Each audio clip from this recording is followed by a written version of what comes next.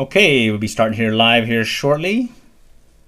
1, 2, 3. Check, check, check. 1, 2, 3.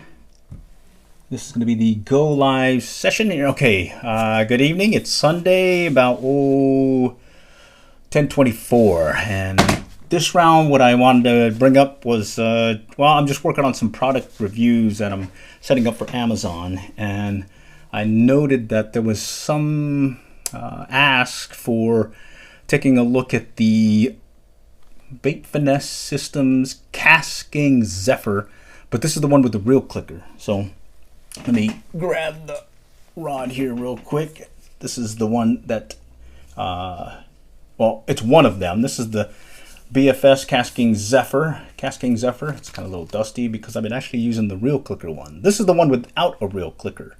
All right, so let's see. Let me shift over right here. Okay. And it's basically the same thing as the one with the reel clicker right here. It's just it doesn't have it. It's the exact same thing except you have this reel clicker. So what is the reel clicker and what is so important about it?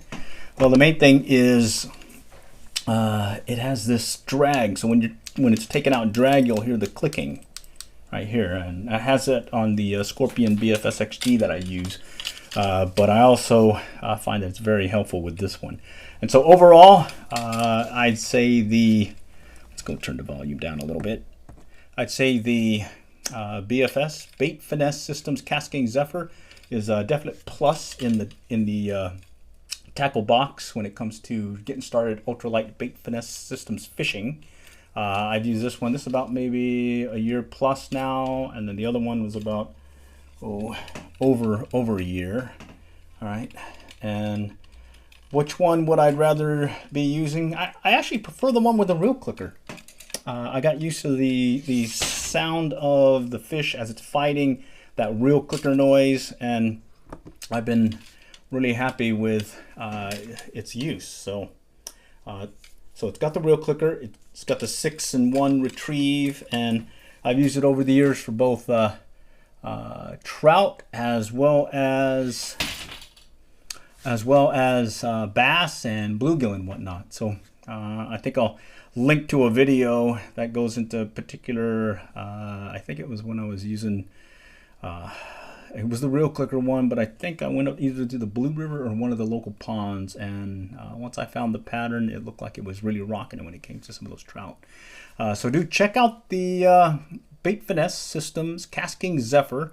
There's some other reels that are out there, but this one I still prefer just because, well, price point's perfect for yours truly, so much that I ended up getting two, one with and one without the reel clicker. All right, all for now.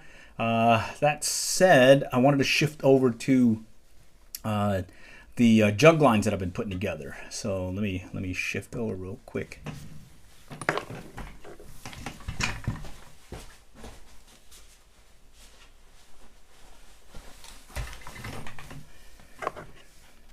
Okay, so here it is. This is the old style that I was using right here, and it uses it's an anchored jug line, has a length of twine here, trot line, and a circle hook, and I've been using these mainly as is, so they just float, they get hit, boom, boom, boom. I take the fish, but I noticed I've been losing a lot of missed hook sets, and so about last week I think it was, I came up with this self-setting jug line. Let me grab it. And what it does is it uses some 20 gauge wire right here, and it goes onto the shaft itself, and it uses a dumbbell style jug line, so it'll actually have a float on one side and another float on the other, and in the middle will be the shaft that it'll turn on. And this secures to the shaft, and as the fish takes the line, it'll keep unrolling and hook onto this line stop. Or in the case of I'm setting the jug line in, let's say, 10 feet of water, what I'll do is I'll set the line on the shaft where the excess line is going to be here, and then on the other part of the shaft is the 10 to 15 feet of line that I want to deploy. And when I basically drop the jug line in the water like a marker buoy, it just unravels itself, and as soon as it hits the bottom, it stops.